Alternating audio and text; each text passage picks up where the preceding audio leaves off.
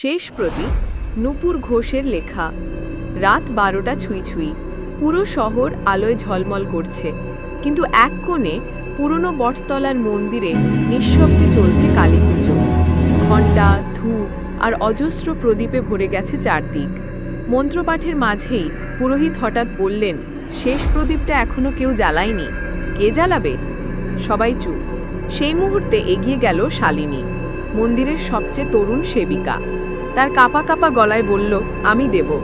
পুরোহিত তাকে একটিমাত্র দীপশিখা ধরিয়ে দিলেন, বললেন, এটাই হবে শেষ প্রদীপ, সাবধানে জ্বালিও, ছায়া যেন নিজের ছায়ার উপর না পড়ে।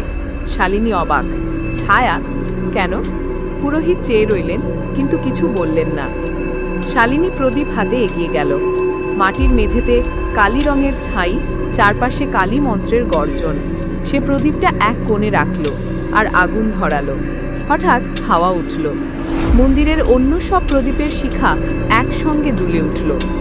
এক মুহূর্তে মনে হলো অন্ধকার যেন নড়ে উঠল। আগুনের আলোয় শালিনীর নিজের ছায়া পড়ল দেওয়ালে, কিন্তু ছায়াটা অদ্ভুত। হাত না নাড়িয়েও ছায়ার হাত নড়ছে।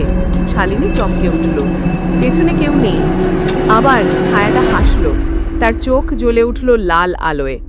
সে দৌড়ে পুরোহিতের কাছে ফিরে এলো, হাঁপাতে হাঁপাতে বলল, ওখানে কেউ আছে?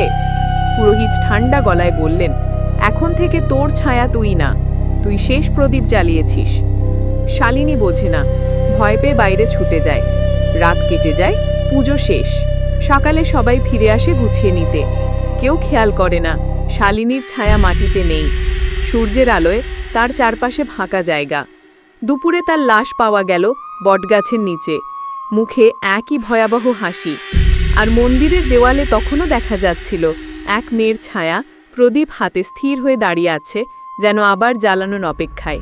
কেউ আজও সেই মন্দিরে শেষ প্রদীপ জ্বালায় না, কারণ সবাই জানে, আলো যতই হোক, শেষ প্রদীপটা আসলে অন্ধকারের।